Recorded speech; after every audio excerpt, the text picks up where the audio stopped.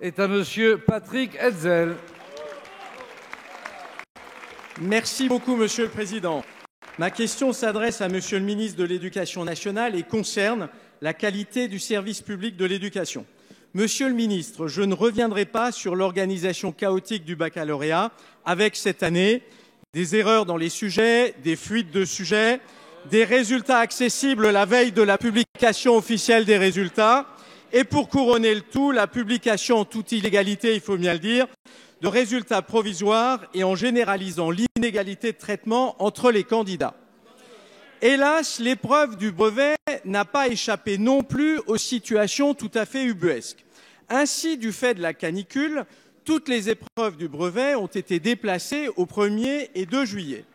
Certains élèves étaient dans l'incapacité de se présenter à l'examen et s'étaient donc inscrits au rattrapage de septembre.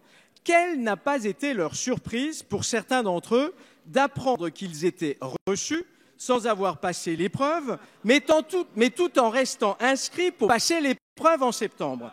Ma question est donc simple, car beaucoup d'élèves et de familles se la posent. Monsieur le ministre, après avoir été officiellement reçus au brevet des collèges, ces élèves devront-ils, oui ou non, repasser l'épreuve en septembre? Et par ailleurs, qu'allez-vous faire pour que de telles situations ubuesques ne se reproduisent plus à l'avenir, parce que vous avez tout de même en charge le service public de l'éducation nationale? Merci, monsieur le député. La parole est à monsieur Jean-Michel Blanquer, ministre de l'Éducation nationale et de la jeunesse.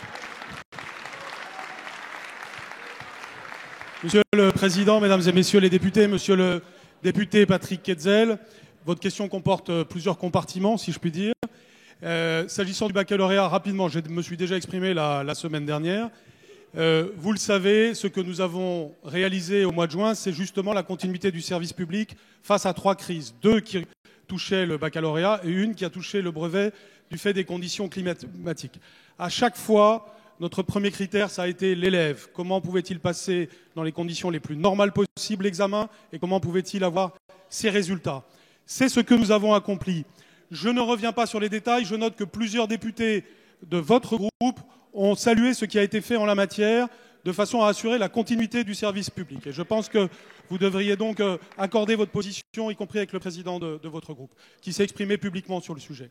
Ensuite, vous aviez la réputation de bien connaître le système scolaire français. Et donc je vais vous rappeler une règle que vous connaissiez, qui est que, évidemment, certains élèves, avant de passer le brevet, ont déjà les notes de contrôle continu suffisantes pour pouvoir être considérés comme admis. Cela ne les empêche absolument pas de passer l'épreuve, qui leur permet ensuite d'avoir des mentions. Je tiens à signaler, puisque vous m'en offrez l'occasion, que le brevet s'est en réalité bien passé, que l'Éducation nationale a montré son professionnalisme parce qu'elle a réussi en 3 jours, à partir de prévisions météo, à déplacer une épreuve qui concerne plus de 800 000 élèves du jeudi-vendredi au lundi-mardi, et qu'en réalité, près de 99% de ceux qui devaient le passer à ce moment-là l'ont réellement passé.